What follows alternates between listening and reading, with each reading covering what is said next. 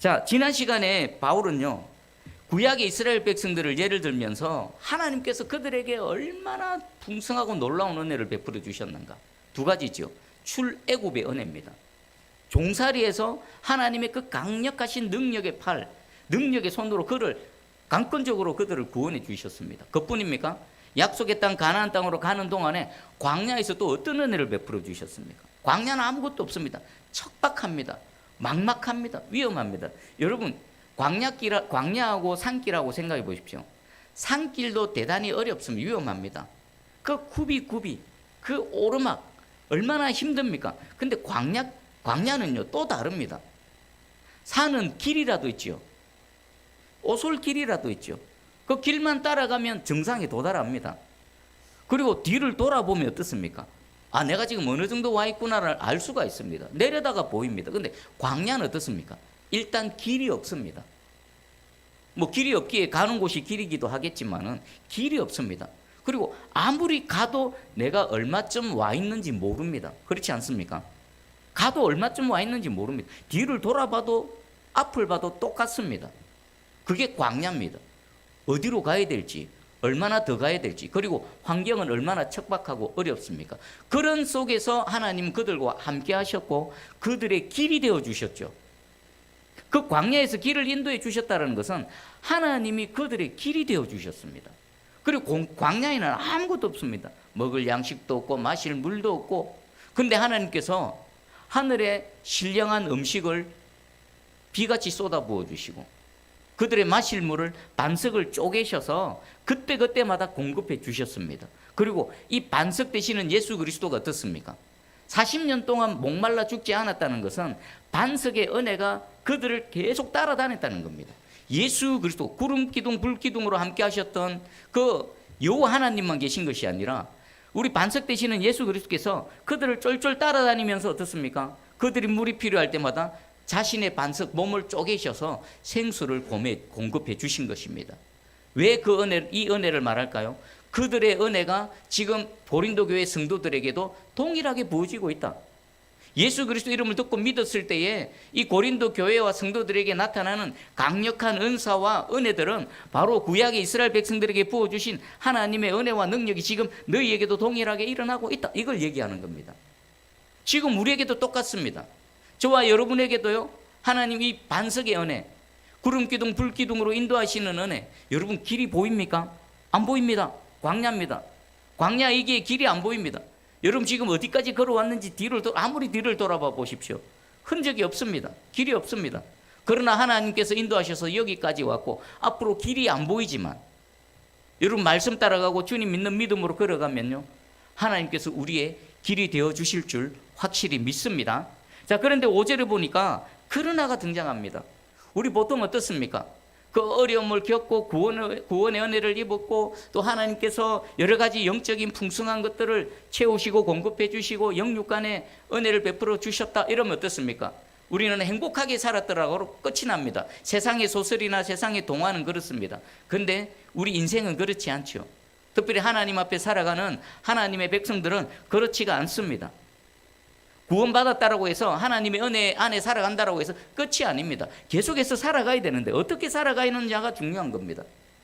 이 은혜를 입었지만 이 안타까운 그러나가 등장합니다. 한번 보겠습니다. 5절 읽어보겠습니다. 5절 자, 시작. 그러나 그들의 다수를 하나님이 기뻐하지 아니하였으므로 그들이 광야에서 멸망을 받았느니라. 아멘. 와, 이게 뭡니까? 생각해 보십시오. 애굽에서의 그 놀라운 구원의 은혜를 경험했습니다. 여러분, 홍해 바다가 갈라지고 그것을 지나서 구원의 은혜, 자신들을 뒤쫓아오는 그 애굽의 그 말과 병거, 그 많은 군대들이 그 홍해 바닷물에서 수장되는 그 광경을 목격한 그들입니다. 광야에서 놀라운 은혜를 경험했던 그들입니다. 그런데 그들 중 다수가 어떻습니까? 그들 중 다수를 하나님이 기뻐하지 아니하셨답니다. 그리고 하나님께서 기뻐하지 않으시니까 그 결과가 어떻습니까? 광야에서 멸망을 받았느니라. 무엇을 얘기할까요? 민수기 14장 30절입니다. 여분네의 아들 갈렙과 눈의 아들 요수아 외에는 내가 맹세하여 너희에게 살게 하리라 한 땅에 결단코 들어가지 못하리라. 하나님께서 기뻐하지 않으셨던 그들, 왜 기뻐하지 않으셨습니까? 그들 하나님 믿지 않았거든요. 내가 이 땅을 너에게 약속했고 너희 조상 아브라함에게 약속했고 지금 때가 되어져서 너희를 구원해서 그 땅으로 인도하여 드릴 거다. 이제 가라라고 했는데 한번 들어가 보니까, 정탐꾼을 보내보니까 그 땅이 어떻습니까? 정말 좋고 아름답고 들어가 살면 얼마나 기쁘고 행복할까. 그런데 모든 땅에 모든 민족이 다 살고 있는 겁니다. 그 땅에 들어가려고 그러면 그들을 내쫓아야 되는데 그들을 보니까 자신들보다 강력합니다. 거기에다가 자신들보다 숫자가 많습니다. 싸워서 될 게 아닙니다. 하나님께서 들어가라고 했는데 현실을 보니까 들어가면 죽겠거든요.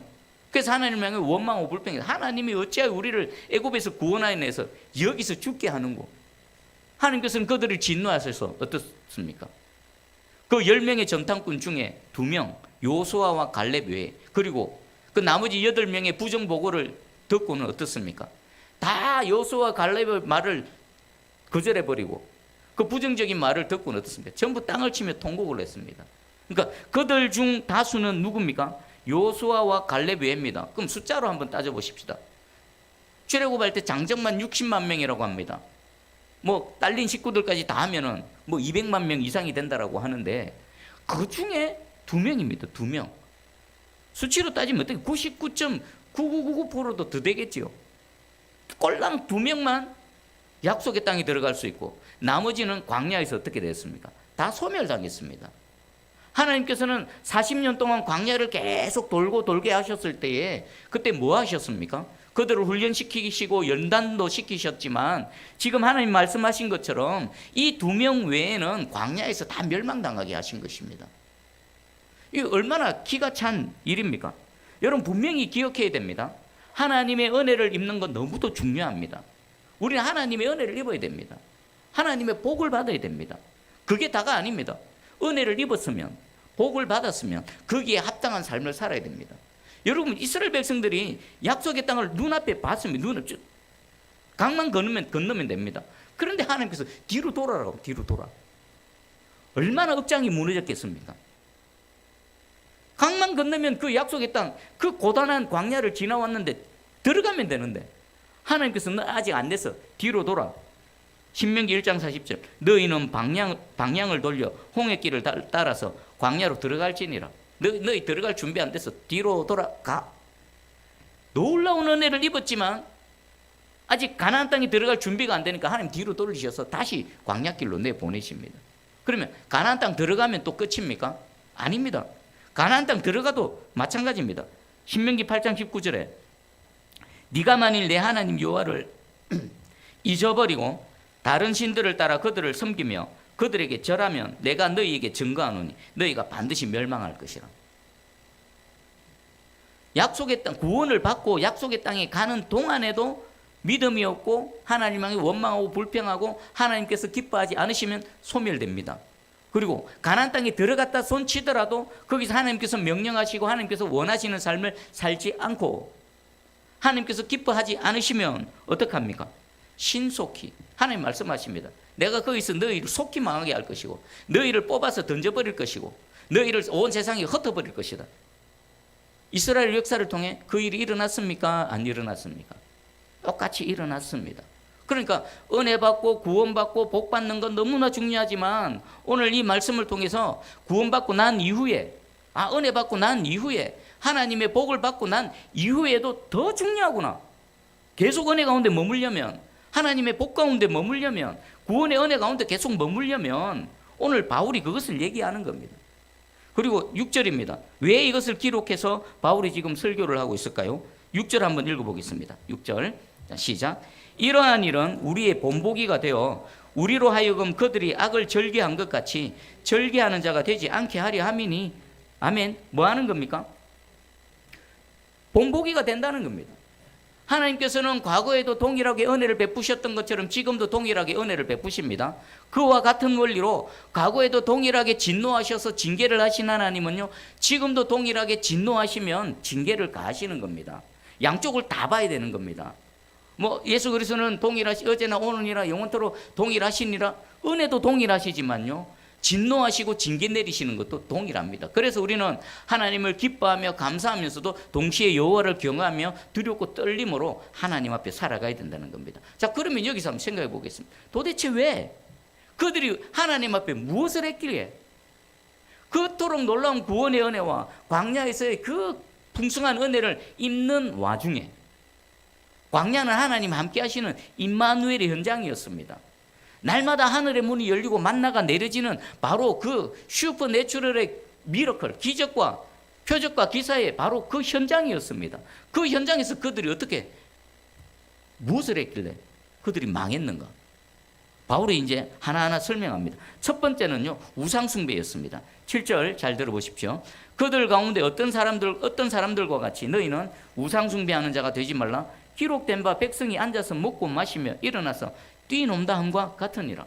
우상숭배인데 바울은 지금 그들이 앉아서 먹고 마시고 일어나서 뛰어논다. 무엇을 지금 얘기합니까? 염두에 두고 얘기하고 있습니까? 시내산에서의 금송아지 사건입니다. 모세가 하나님의 언약의 말씀을 받으러 시내산 꼭대기에 올라갔습니다. 그러는 동안 산 아래에서는 뭐 했습니까? 하나님은 여기 있어서 그들의 눈에 보이지 않습니다. 그들을 인도했던 지도자 모세는 산에 올라갔는데 40여일이나 되도록 감감무소식입니다. 굶어 죽었든지 목말라 죽었든지 아니면 거룩하신 하나님 앞에서 무슨 일이 생겼든지 내려올 생각을 하지 않습니다. 그러자 그들의 마음에 두려움이 생깁니다.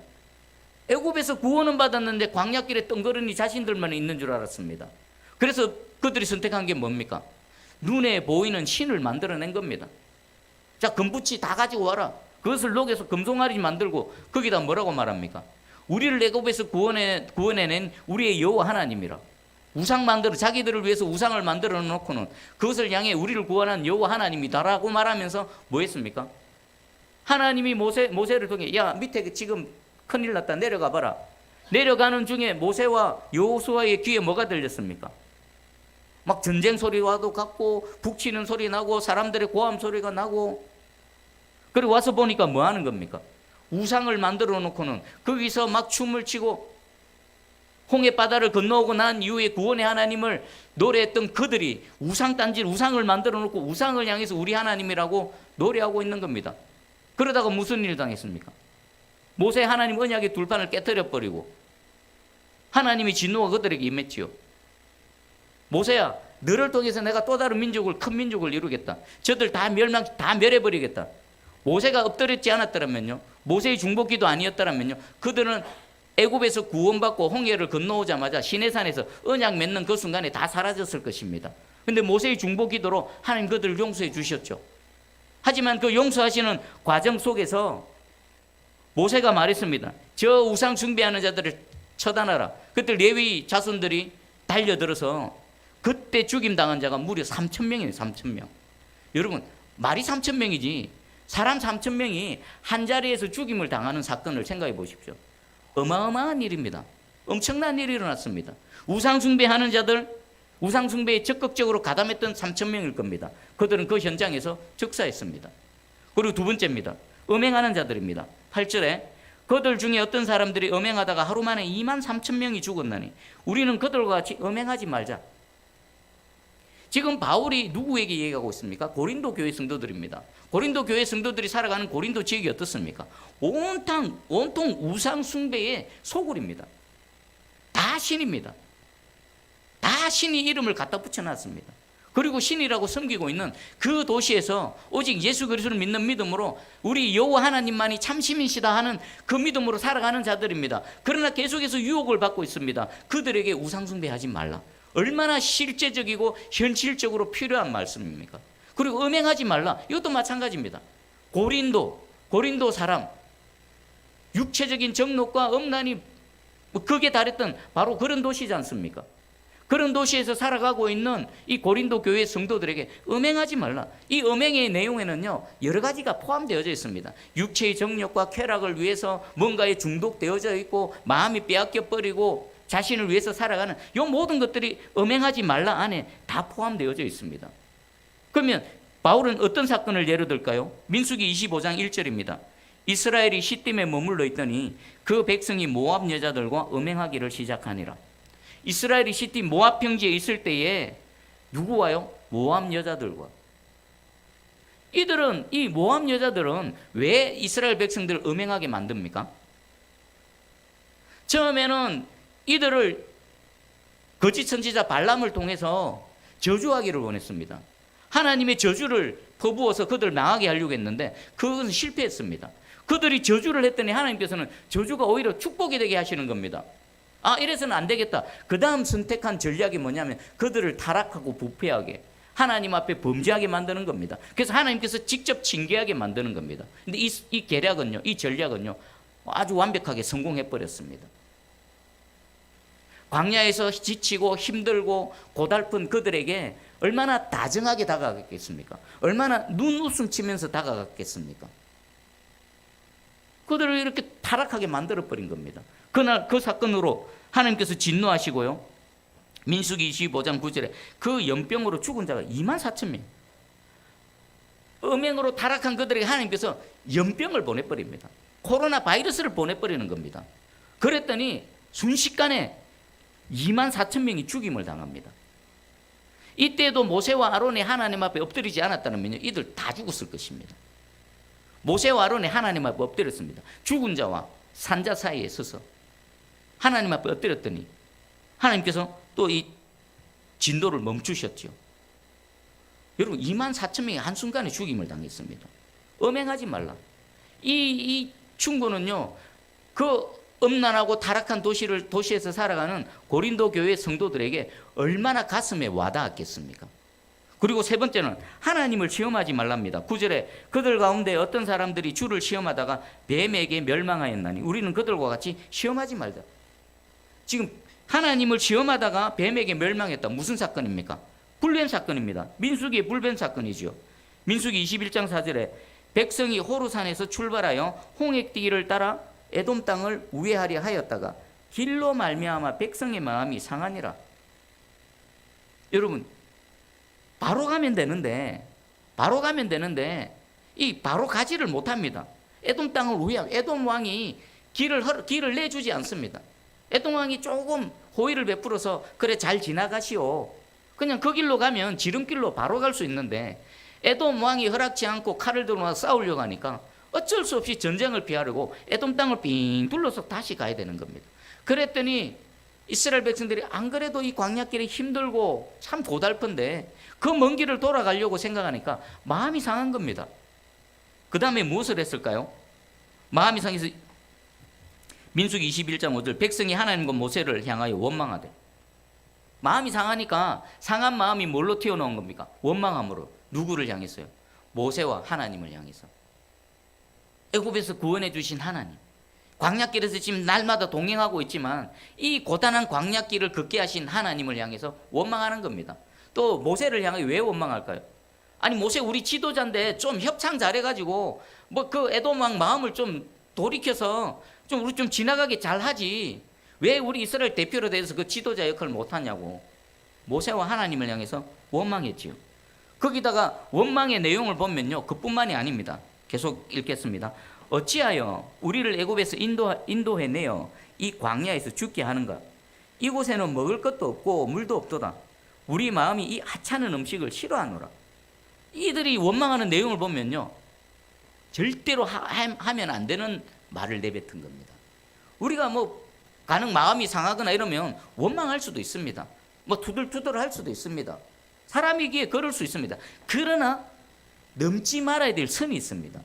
여러분 부부간에도 싸움을 할 때에 할 말이 있고 못할 말이 있습니다. 사람 간에도 분쟁이 있고 다툼이 있을 때 지켜야 될 선이 있습니다. 근데 지켜야 될 선을 넘어버리면 어떻습니까? 절대로 하지 말아야 될 말이 남편의 입에서 나오든지 아내의 입에서 나와버리면요, 그럼 평생의 상처가 됩니다. 부모 자식 간에도 뭐 교회 성도 간에도 사람과 사람 간의 관계도 마찬가지고 특별히 하나님과 하나님의 백성 사이에도 선이 있습니다. 힘들고 고달픈 거 하나님 모르시겠습니까? 힘들어서 고달파서 너무나 지쳐서 조금 투덜투덜하는 거 하나님께서 그거 못 받아주시겠습니까? 그러나 절대로 하지 말아야 될 말이 있습니다. 근데 그들을 해버렸습니다. 무슨 말입니까? 애굽에서 하나님께서 우리를 인도해서 이 광야에서 죽게 하시네. 뭘 부정하는 겁니까? 구원의 은혜를 부정해버리는 겁니다. 차라리 애굽이 낫다는 겁니다. 그 하나님의 크신 권능과 능력 다 부정해버리는 겁니다. 그리고 여기 지금 먹을 것도 없고 물도 없다. 먹을 것도 없고 물도 없습니까? 맞는 말이기도 하지만 틀린 말입니다. 그들의 손에는 먹을 것도 없고 물도 없습니다. 그러나 하나님께서 그들과 함께 하셔서 물도 주시고 먹을 것도 주시는 겁니다. 지금 그래서 여기 생존하고 있지 않습니까? 하나님이 지금 오늘 아침에도 그들은 만나를 먹었을 것입니다. 조금 전에 그 반석에 물이 터져 나와서 생수를 마셨을 것입니다. 근데 물도 없고 물도 없고 음식도 없다. 먹을 것도 없다. 지금 현재 진행형으로 부어주시는 하나님의 은혜를 부정해버리죠. 그리고 우리 마음이 이 하찮은 음식을 싫어하노라. 이 하찮은 음식 뭡니까? 하늘의 만나입니다. 만나가 싫은 겁니다. 오늘날로 치면요, 매일 듣는 하나님의 말씀이 지겨운 겁니다. 똑같은 말씀 또 들어야 되고, 대충 본문만 보면 무슨 말씀 할지 아는 그 하나님의 말씀이 지겹고 식상한 겁니다. 하지 말아야 돼. 절대로 넘어서는 안 될 선을 넘어버린 겁니다. 그랬더니 하나님께서 어떻게 하십니까? 하나님 당연히 진노하시지요. 여러분이 하나님 입장으로 생각해 보십시오. 그토록 놀라운 은혜와 능력을 베풀어 줬는데 그 모든 것들을 다 부정해 버립니다. 민수기 21장 6절입니다. 여호와께서 불뱀들을 백성 중에 보내어 백성을 물게 하심으로 이스라엘 백성 중에 죽은 자가 많았더라. 몇 명이나 죽었을까요? 그리고 이 불뱀들은 어디서 갑자기 등장했습니까? 그곳은 광야고 사막입니다. 곳곳에 정갈 불뱀들이 도사리고 있었을 것입니다. 그런데 지금까지는요, 불뱀에 의해서 해를 당하지 않았습니다. 왜 그랬을까요? 하나님이 지키고 보호하시고, 하나님의 이 보호막이, 그 가장 강력한 보호막이 이스라엘 진영을 딱 둘러 진치고 있었는데, 그들이 하나님을 향해서 절대로 하면 안 되는 말, 원망하고 불평하는 선을 넘어버리니까 하나님의 보호막이 싹 거쳐진 겁니다. 그럼 주변에는 뭐가 있습니까? 이스라엘을 호시탐탐 노리는 이 불뱀과 정갈들이 갑자기 들이닥쳐서 그들을 막 물기 시작하는 겁니다. 여러분, 이스라엘 진영의 모습을 한번 상상해 보십시오. 난장판이 되어졌을 것입니다. 여러분 지금 예배드리는 여기에 뱀 한 마리 지나간다 생각해 보십시오. 앉아서 예배 드릴 수 있습니까? 쥐 한 마리 막 지나다니는데 생각해 보십시오. 난리가 납니다. 그런데 이 물리면 그 즉사하는 이 불뱀들이 막 어디서 나타났는지 온 진영을 덮쳐버리는 겁니다. 뱀에 물려서 지금 죽어가는 사람, 죽어버린 사람, 또 사랑하는 가족이 뱀에 물려서 죽어갈 때 그것을 품에 안고 막 부르짖고 눈물을 흘리고 고함을 지르는 사람, 그러다가 또 물려서 죽어가고, 완전 난장판이 되어졌을 것입니다. 그때 어떻습니까? 또 역시나 모세가 하나님 앞에 엎드려서 구원 제사함의 은혜를 입었습니다. 지금 봐보십시오. 우상 숭배 엄행하다가 하나님을 시험하다가 지금 그들이 그 은혜 가운데서 지금 죽어져 가고 있는 모습을 보이고 있는 겁니다. 근데 여기서 하나 보면은요, 하나님을 시험하는 것과 하나님을 원망하는 것이 지금 동급으로 나오고 있습니다. 하나님의 은혜를 부정하는 거, 하나님을 원망하는 거, 하나님을 시험하는 것, 같은 선상에 있음을 우리가 깨달을 수 있습니다. 여러분 한번 한 주 동안 여러분의 입의 말을 한번 점검해 보십시오. 불평하고 원망이 분명히 있었겠죠. 거기에는 그 불평과 원망의 대상은 사람일 수 있고 옆에 누군가일 수 있습니다. 근데 그 원망 중에 혹시 하나님을 향한 원망과 불평이 있지 않으십니까? 우리 살다 보면요, 사람이니까 툭툭 뭔가 튀어나올 수 있습니다. 그런데 그 대상이 하나님일 경우는요, 여러분 아주 조심하셔야 됩니다. 그 내용에 따라서 하나님께서는 네가 지금 나를 시험하고 있네, 지금 네가 나를 원망하고 있네, 하나님 보호막이 거쳐서 이 불뱀이 막 들이닥칠 수도 있다는 겁니다. 여러분, 우리 인생에 있어서 불뱀이 뭘까요? 수많은 사건 사고들이 있습니다. 오늘도 여러분 TV나 뉴스 한번 봐보십시오. 대한민국 땅 안에서만 해도요, 얼마나 많은 사건 사고가 있습니까? 교통사고, 사고로 죽고 다치고 넘어지고 전쟁이 일어나고, 이런 얼마나 많은 우리 인생의 불뱀들이 우리를 도사리고 있습니까? 그 불뱀으로부터 우리가 안전하게 삶을 영위하기 위해서는요, 반드시 하나님의 보호막이 우리를 둘러치고 있어야 되는 겁니다. 여러분, 내가 아무리 조심해 보십시오. 눈에 안 보이는 바이러스가 쭉 타고 들어와서 내 몸에 들어와 보십시오. 그거 하나로 얼마나 고생합니까? 내가 아무리 조심해도요, 차가 덮쳐버리면요, 그냥 안 되는 겁니다. 하나님이 지켜주셔야 되는 겁니다. 근데 이런 불뱀과 같은 것들로부터 우리를 지키고 보호하시는 하나님, 그 은혜 가운데 계속 머물려면 우리가 어떻게 될까요? 여러분, 혹시라도 하나님 앞에 뭔가 말을 내뱉을 때 조심하시기 바랍니다. 하나님을 향한 원망일 때는요, 차라리 입을 속에 막 웅얼거리고 있을지라도 입을 확 빨래집게로 꼬집어 버리십시오. 입 밖으로 안 나오게.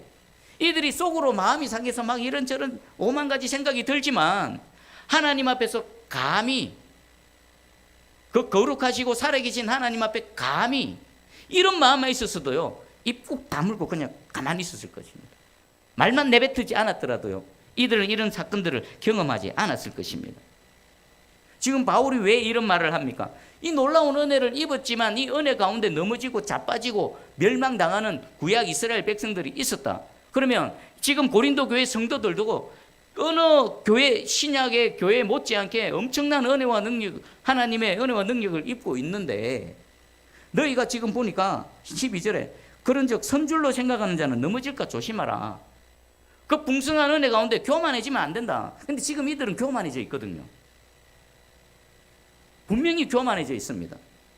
은혜를 내가 누구보다 더 많이 입었어.